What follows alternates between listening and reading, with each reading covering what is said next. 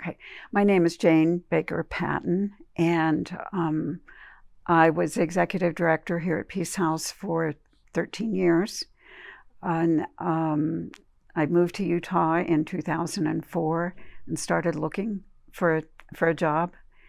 I wanted something that I knew was important, that would change lives. I've always been that way. Every job I ever had, I wanted it to be something that would change lives for the better for people. Boy, I got it with Peace House. When I came to Peace House in 2004, the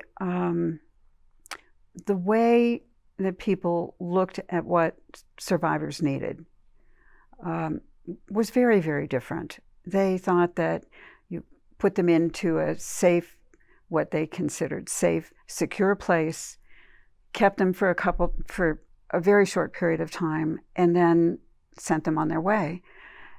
And that just doesn't work. It's not enough time for anyone to do any healing, any planning for the future. It doesn't give them time to become survivors instead of victims. And so it changed very slowly, and particularly in some of the communities. Park City was pretty progressive, but even here, things have changed a lot over the years.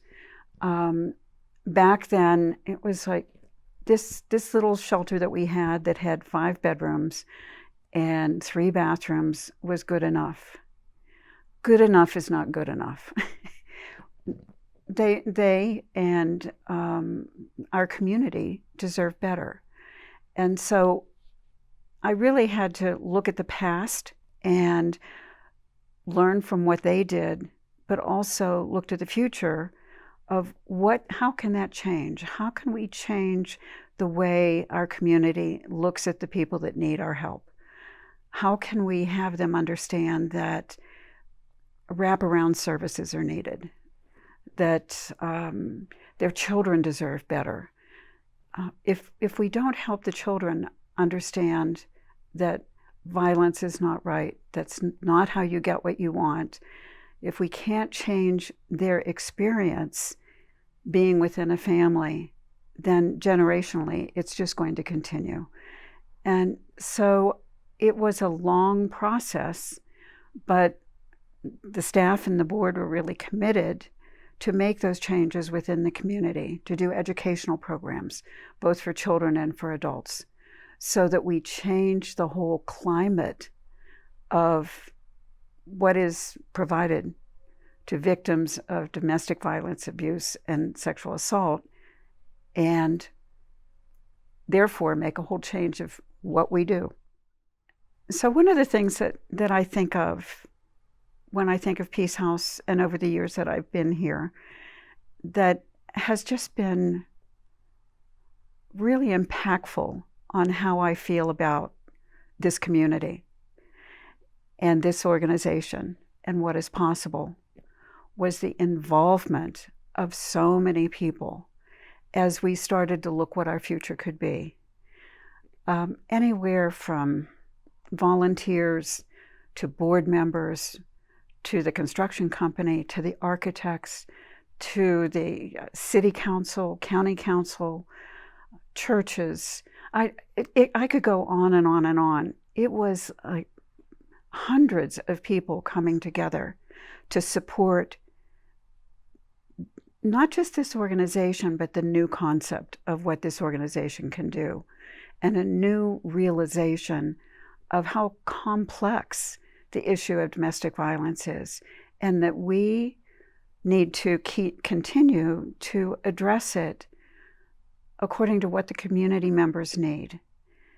And it's not a simple task, but getting everyone involved really made such a huge impact. I never felt like I was alone. And I don't want any of our survivors to ever feel like they're alone. The whole community is behind it. Even before I came to Peace House, I became in touch with people that had experienced domestic violence. I didn't know what I was doing to really help them in a very positive way. But one woman came to me and really told me about what was going on. And I said to her, "You're not alone. You don't deserve this. And find a place where you can be safe. And don't stay in the place of being hurt, you or your children, anymore." And she did. She came to my house 2 weeks later. And my advice is still the same, is you don't deserve to be hurt. Your children don't deserve to be hurt. And that there is help out there. And I would say my best advice here is give a call to Peace House or come to our campus. And there are people that will listen to you, that will believe you, that can help you with what is the next step. Not everybody needs emergency shelter. Not everybody needs counseling. But you probably need someone to talk to, and you probably need like a reality check. And it helps to come to a place where you're fully accepted. And so I suggest give them a call. It's strictly confidential. There is no pressure to do anything. You're in control of what the situation is. But this is a place where there's a lot of help for you. So, and it actually is really easy to walk through that door.